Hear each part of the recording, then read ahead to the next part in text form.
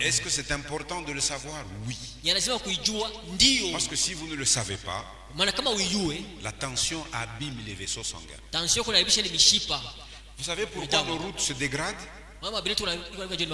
Parce qu'elles ne sont pas construites pour supporter toute la charge qu'on leur impose.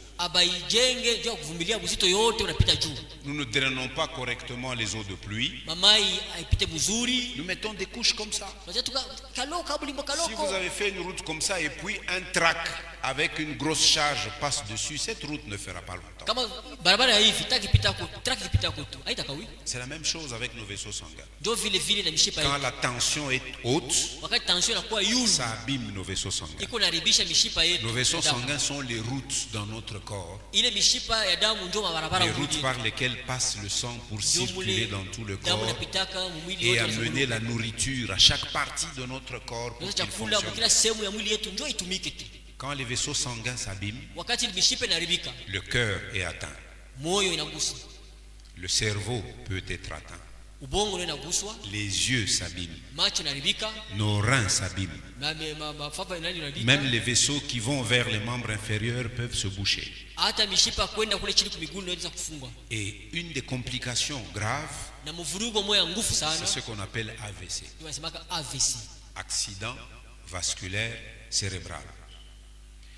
Si tu as la chance, tu vas survivre, mais avec un handicap. Sinon, le vaisseau peut éclater, boum, c'est du sang dans le cerveau. 80% des gens qui font ça, ils meurent. Tout ça à cause du sel. Et donc il faut être sage dans la consommation de sel. Je ferme cette parenthèse. Une petite pincée de sel peut suffire pour saler une grande quantité d'eau.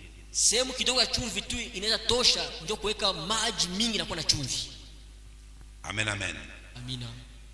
Le sel fait donc la différence. Et nous pouvons dire que le sel a une certaine efficacité.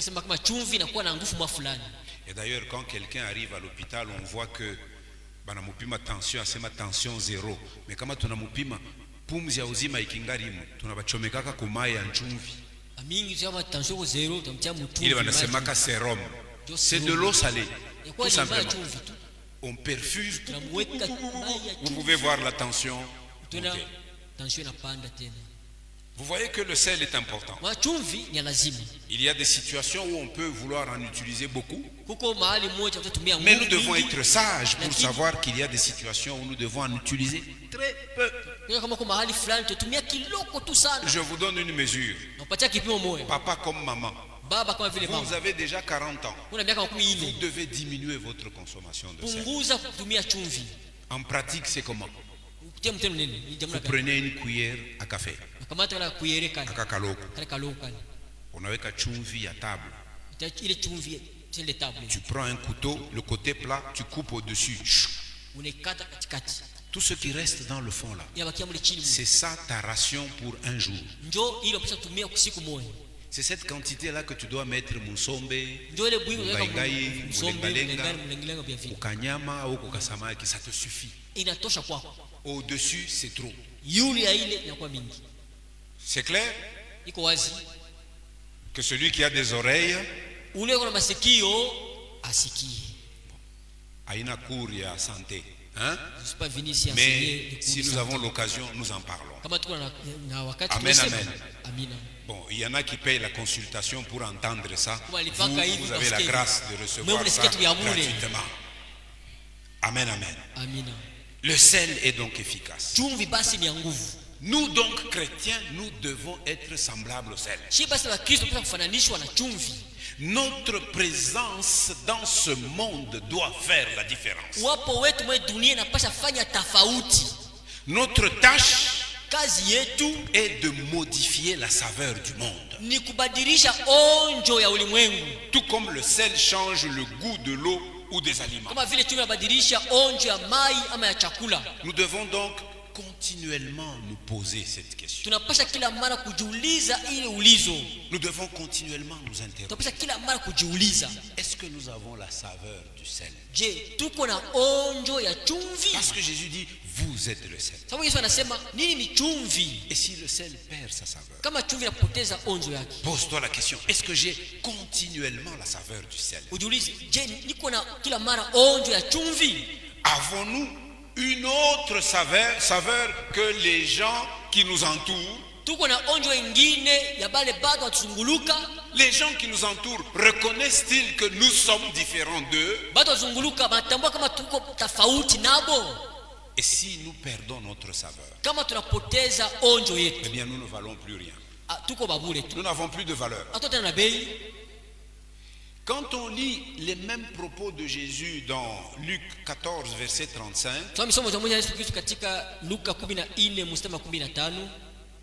le passage dit, le sel devenu fade n'est même pas utile pour le fumier.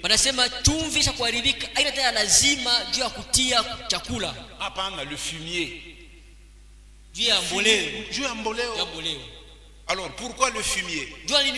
Parce qu'à l'époque de Jésus, eh bien, le sel servait de fertilisant. Dans tout le Moyen-Orient, en Palestine là-bas, le sel servait de fertilisant pour le sol, pour que le sol soit fertile et qu'il puisse donner du fruit.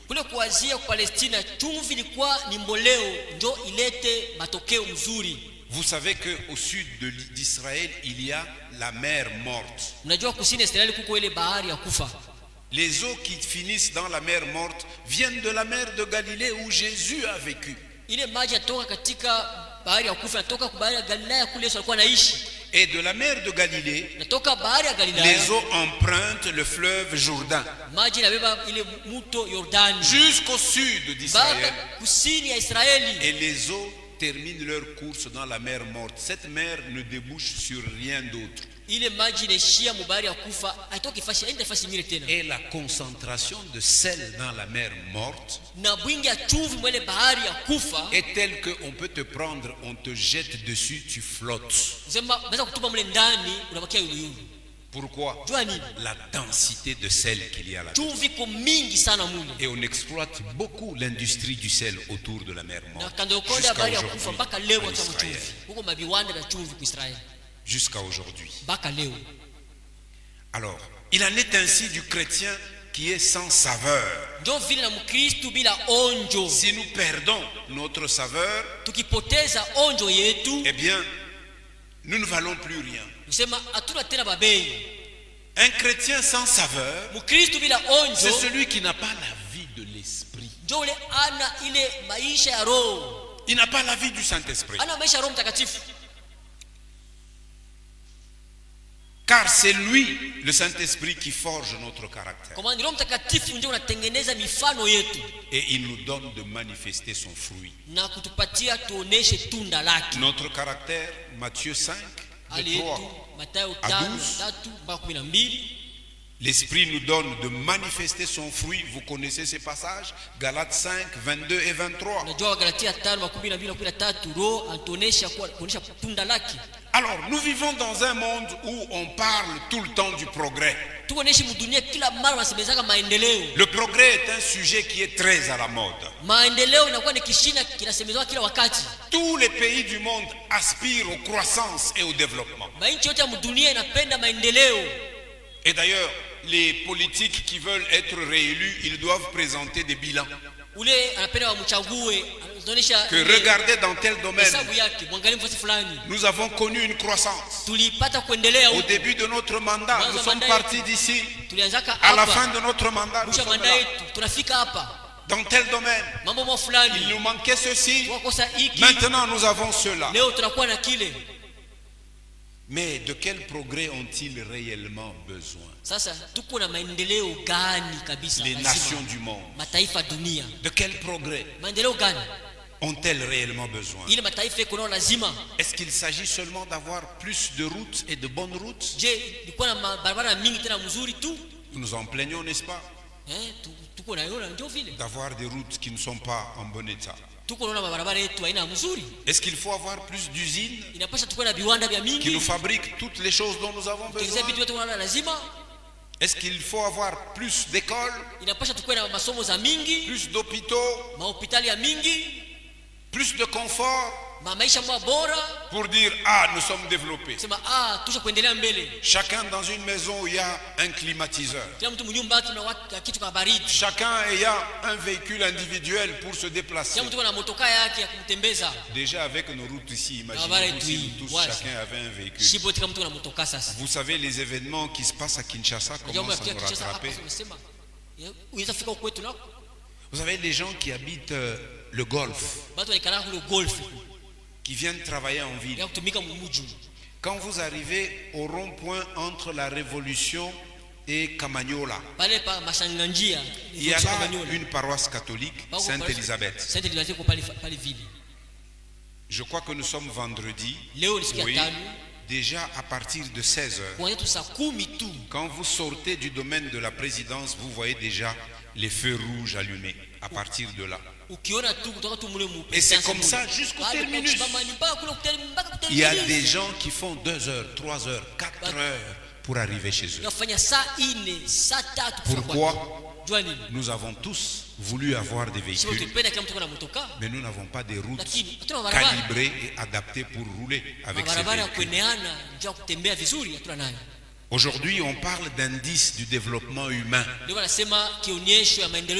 Avec ça, on classifie les nations développées.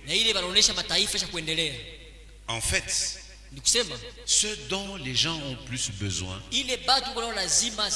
c'est le progrès que toi tu détiens. Toi qui es le sel de la terre, avec la saveur de Dieu. C'est de ce progrès-là d'abord dont les gens ont besoin. Les gens ont besoin de Dieu parce qu'ils aspirent à plus de paix. Ils aspirent à plus d'amour. L'amour, c'est le fruit de l'esprit. N'est-ce pas? Si toi tu montres à quelqu'un le chemin pour qu'il ait aussi l'esprit, il va expérimenter l'amour. Les hommes aspirent au pardon et ils aspirent au salut. En d'autres termes, ils ont besoin d'un sel spirituel. Les hommes ont besoin d'un sel spirituel. Alléluia. Alléluia. Alléluia. Alléluia. Alléluia. Et chaque chrétien, toi et moi, chacun d'entre nous, il est semblable à un grain de sel spirituel. Alléluia.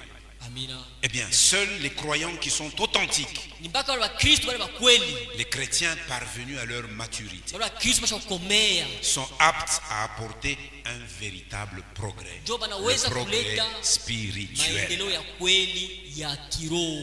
Nous ne pouvons y participer que si nous demeurons salés. Dis un peu à ton voisin, mon frère, ma soeur, demeurons salés. Tubakie na chumvi. Tushipoteshe onjo yetu. Tubakie benye kwa na chumvi. Que nous restions c'est là qui ont la saveur, le sel. Un chrétien salé est celui qui manifeste la vie de l'esprit à travers ses dons et son fruit.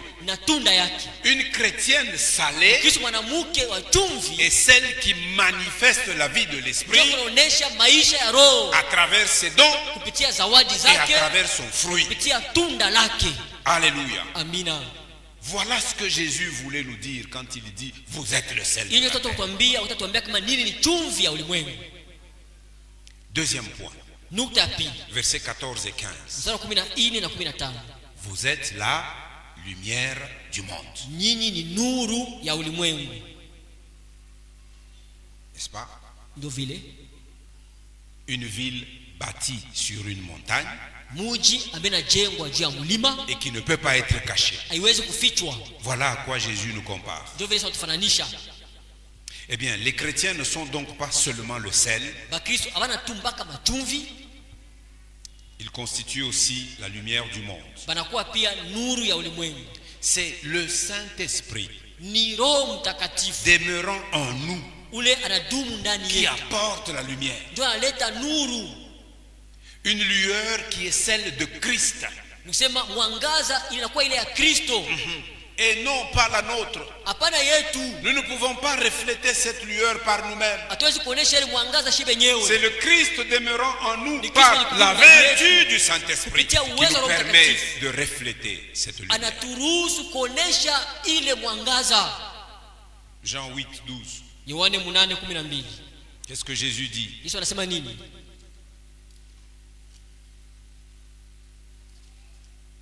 Je suis.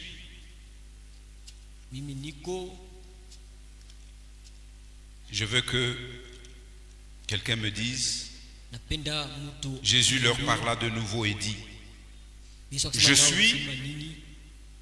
suis la lumière du monde. Celui qui me suit, celui qui est mon disciple, celui qui apprend de moi, ne marchera pas dans les ténèbres, mais il aura quoi? La lumière de la vie. Cette lumière, toi et moi, nous ne pouvons la manifester que par l'Esprit qui se meut librement en chacun, en chacune. Mais nous pouvons faire le choix d'attrister l'Esprit. Selon Ephésiens 4:30. N'attristez pas le Saint-Esprit. Mais nous pouvons l'attrister. Ou nous pouvons l'éteindre. 1 Thessaloniciens 5, 19. N'éteignez pas l'esprit. Comment nous l'attristons? Comment nous pouvons l'éteindre? C'est par les choix de vie que nous faisons. Si nous choisissons une vie charnelle, le monde va nous absorber. Et nous deviendrons aussi ténébreux que le monde. Regardez combien nous manquons d'impacter les gens, même dans nos quartiers. Ils ne voient pas que nous vivons différemment. Pourquoi? Nous choisissons d'attrister l'esprit. Et à force de l'attrister, nous finissons par l'éteindre. Et comme c'est lui qui apporte la lumière, si nous l'avons éteint, d'où nous viendra encore la lumière? Le monde, lui, il est plongé dans les ténèbres du péché. Il est plongé dans les ténèbres de l'ignorance et de la séparation avec Dieu. Nous aussi, nous provenons de ces ténèbres-là. Autrefois, vous étiez ténèbres. Mais maintenant, nous sommes lumière. Ephésiens 5, 8 dit: Autrefois vous étiez ténèbres, et maintenant vous êtes lumière dans le Seigneur. Hors du Seigneur, pas de lumière. Marchez comme des enfants de lumière. Marchez comme des enfants de lumière. Philippiens 2, 14, 15. Faites toutes choses sans murmure ni hésitation. Tushikuwe bakunungunika nungunika na kushishita shishita. Déjà qui murmure, déjà qui hésite. Non. Afin que vous soyez irréprochables et purs. Des enfants de Dieu irrépréhensibles. Au milieu d'une génération perverse et corrompue, parmi laquelle vous brillez comme des flambeaux dans le monde. Vous savez, l'un des péchés favoris des Israélites au désert pendant leur pérégrination, c'est qu'ils murmuraient continuellement.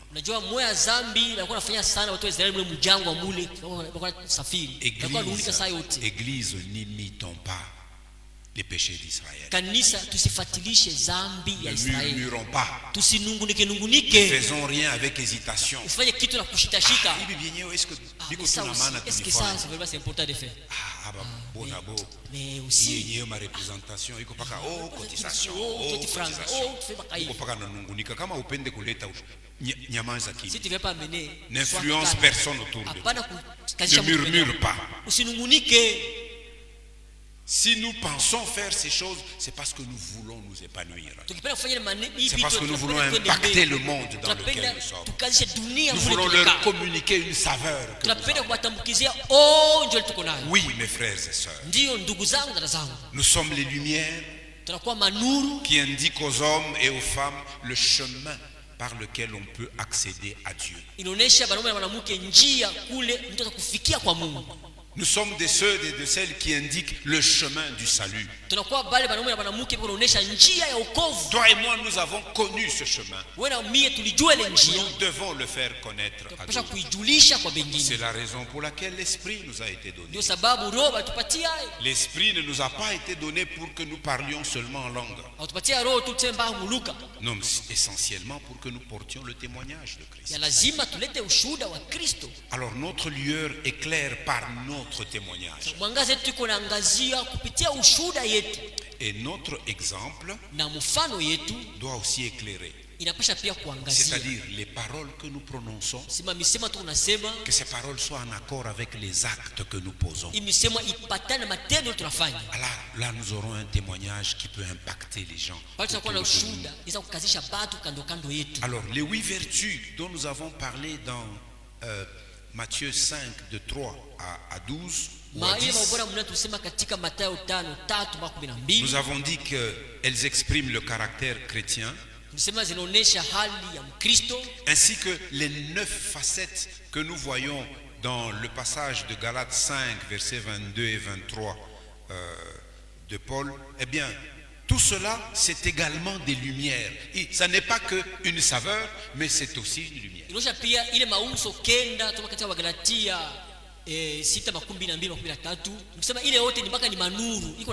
De la même manière que la lumière tranche avec les ténèbres,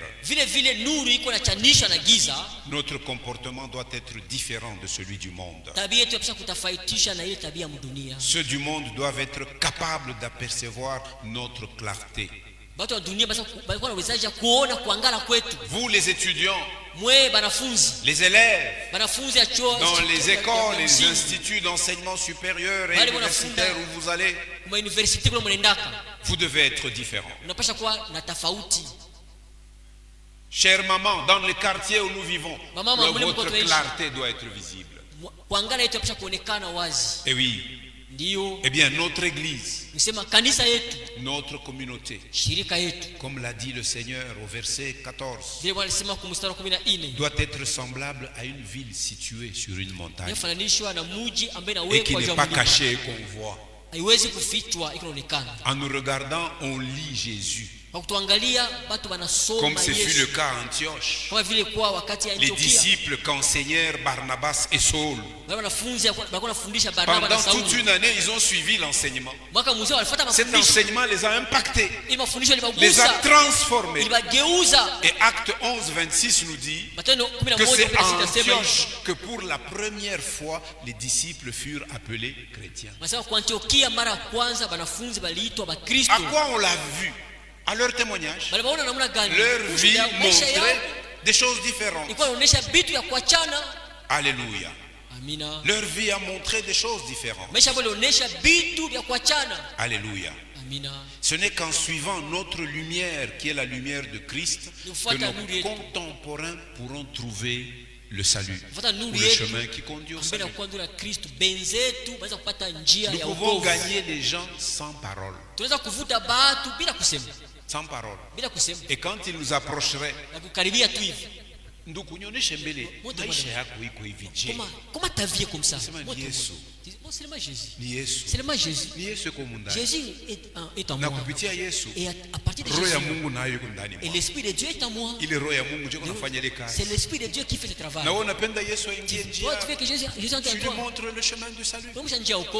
Nous pouvons gagner les gens par notre témoignage. Alléluia. Amina. Ils ne peuvent échapper aux ténèbres que si notre clarté peut les guider. Dieu a envoyé Christ sur terre pour sauver les hommes et les femmes. C'est ce que Jésus a dit dans son entretien avec Nicodème, Jean 3, 17.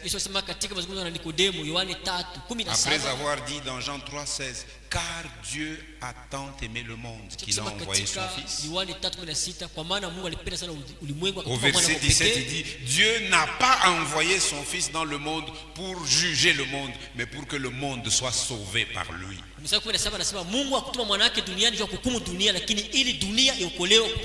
Et donc Dieu a envoyé Christ sur terre pour sauver les hommes et les femmes. Et comme Dieu a envoyé Christ, ainsi Christ nous envoie nous aussi. Jean 17, 18. C'est dans la prière de Jésus avant qu'il n'aille souffrir. Il s'adressait au Père. Il dit, comme tu m'as envoyé dans le monde, je les ai aussi envoyés dans le monde. Après sa souffrance, sa crucifixion et sa résurrection, Jésus apparaît à ses disciples. Il leur parle encore. Il leur a parlé avant de mourir. Il leur parle encore après de mourir. Jean 20, 21. Jésus leur dit de nouveau, la paix soit avec vous. Comme le Père m'a envoyé, moi aussi je vous envoie. Nous sommes les envoyés de Jésus.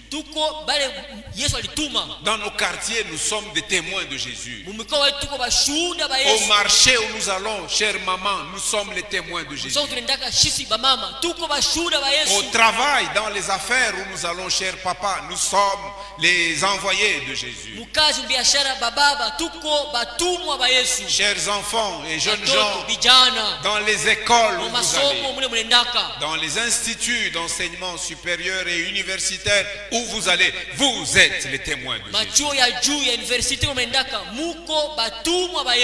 Alléluia. C'est pourquoi nous n'avons pas besoin de dissimuler notre lumière. Il a dit, si nous avons honte de lui, il est chico. Ce jour-là, lui aussi il aura honte de toi. Enlève la honte. L'esprit que nous avons reçu n'est pas un esprit de timidité.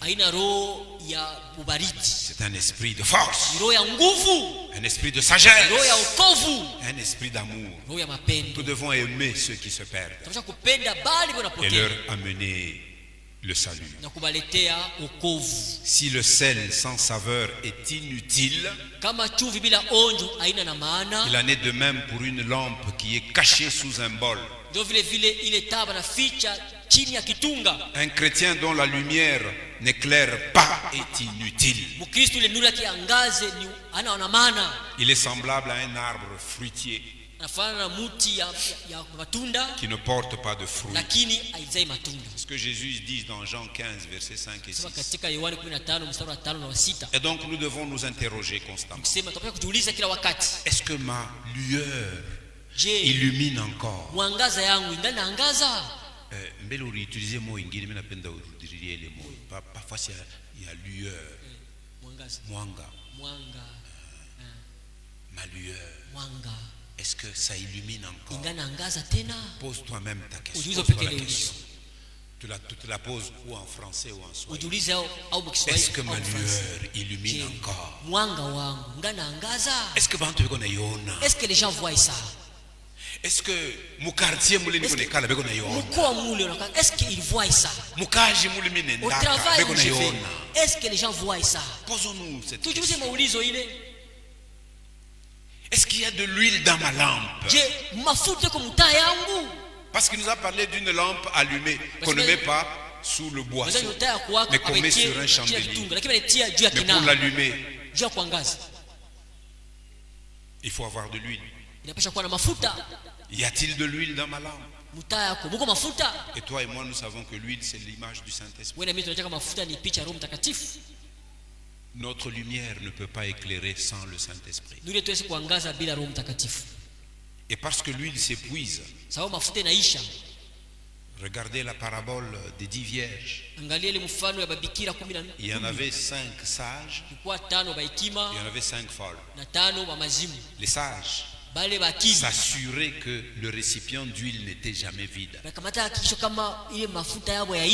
Église, surtout nous qui nous appelons Église pentecôtiste. Oh, tu sais pas qui est pentecôtiste yanjina. On ne sait pas des pentecôtistes du nom seulement. Les pentecôtistes du nom. Le Saint-Esprit. À chaque minute, à chaque instant. Quand l'huile s'épuise, nous avons besoin de remplir nos lampes d'huile tous les jours. Tous les jours, nous avons besoin de remplir nos lampes. Alléluia. Nous avons besoin de rester remplis de l'Esprit. Je termine brièvement avec le verset 16. Comment nos semblables savent-ils que le Saint-Esprit est en nous? Ils peuvent voir nos bonnes œuvres. Éphésiens 2:10 dit: nous sommes l'ouvrage de Dieu, créés selon Dieu en Christ, pour les bonnes œuvres que Dieu avait déjà préparées d'avance, afin que toi et moi nous les pratiquions. Notre lumière se manifeste par des bonnes œuvres, et cette lumière doit glorifier Dieu et non pas nous-mêmes. Quand nous avons fait une bonne œuvre, ce n'est pas pour notre gloire, c'est pour la gloire de celui qui nous a rendus capables de le faire. Notre lueur, nos bonnes œuvres n'ont pas pour objectif de nous attirer des éloges, mais de faire monter les louanges vers Dieu. N'oublions donc pas que la lumière n'est pas notre attribut. Elle appartient au Saint-Esprit demeurant en nous. En toute chose, nous devons lui attribuer toute la gloire. C'est en étant en tant qu'église ou communauté celle de la terre, lumière du monde, que nous pouvons être des agents de transformation et influencer, impacter notre environnement. Nous pouvons l'impacter, d'abord sur le plan spirituel, 2 sur le plan moral, 3 sur le plan social, et 4e sur le plan économique. Et donc le développement ne commence pas par l'économie, c'est par le spirituel. Le spirituel qui impacte le moral, la morale qui impacte la société, et sur ce fondement-là, l'économie peut venir. Le temps nous manquerait de parler longuement de l'illustration que j'ai prise. Je vois que nous avons consommé le temps. Mais regardez tout ce que nous avons dit. Vous trouvez le modèle dans l'église primitive. Ils ont attendu d'abord d'être remplis de l'esprit avant de commencer quoi que ce soit. Ils étaient à même de partager les ressources qu'ils avaient. Ils faisaient preuve de solidarité. Ils œuvraient pour une justice sociale. Et ils ont continuellement œuvré dans la plénitude de l'esprit. Cette conclusion, vous pouvez l'écrire pour vous faire méditer. Une église vivante qui œuvre dans l'obéissance à Dieu Une église vivante qui œuvre dans l'obéissance à Dieu et marche par l'esprit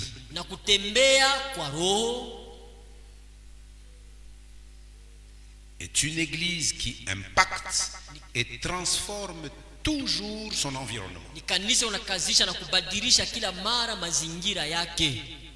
Une église vivante qui œuvre dans l'obéissance à Dieu et marche par l'esprit est une église qui impacte et transforme toujours son environnement.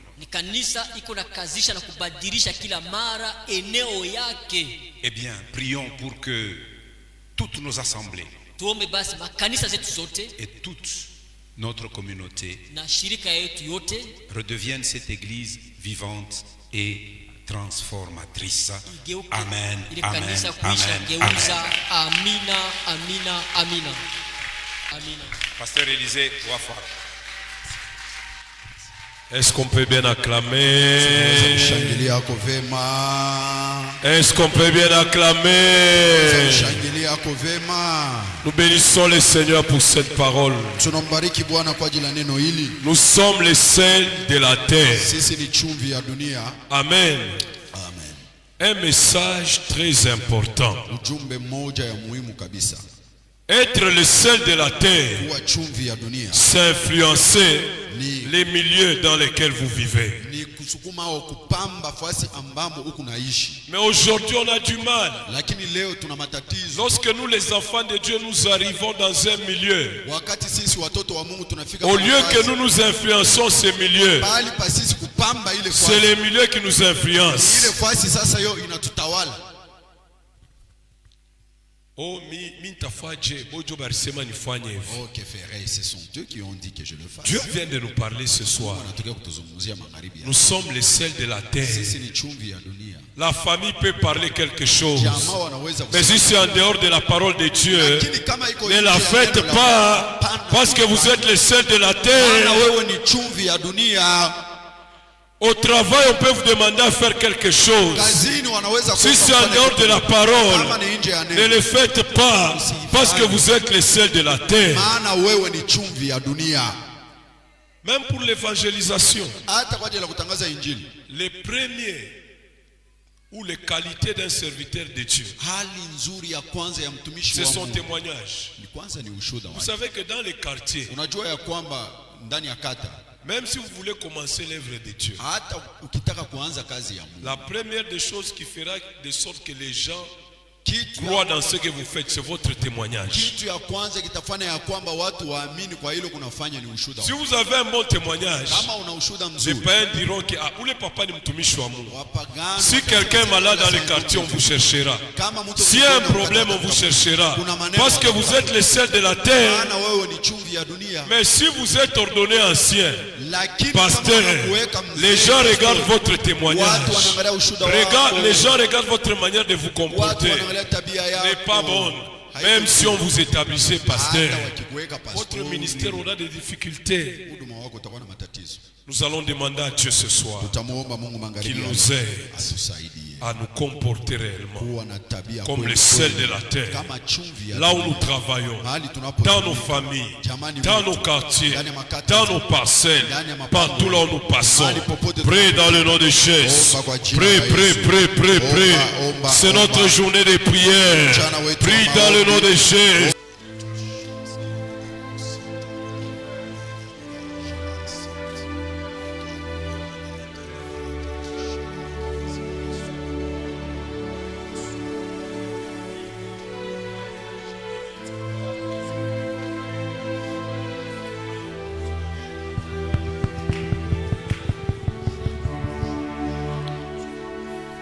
Nous allons prier pour Papa sectionnaire, le pasteur Pascal. Nous allons demander à Dieu de le fortifier davantage. Que Dieu veille sur sa vie. Que Dieu soutienne son ministère. Que Dieu soutienne sa famille. Que tout complot de l'ennemi contre sa vie, contre sa santé, contre sa vie, contre son ministère, contre sa profession, que cela échoue. S'il y a des choses que le diable a préparées pour nuire sa vie, son ministère cette année 2026, sa maison, son église, que cela échoue. Élève ta voix, prie. Élève ta voix, prie. Élève ta voix, prie. Élève ta voix, prie. Élève ta voix, prie. Élève ta voix, prie. Prie, prie, prie. Recommandons les serviteurs de Dieu. Notre papa, le papa sectionnaire, dans les mains du Seigneur, que Dieu le soutienne, que Dieu le préserve, que Dieu le sécurise, que la main de Dieu le couvre.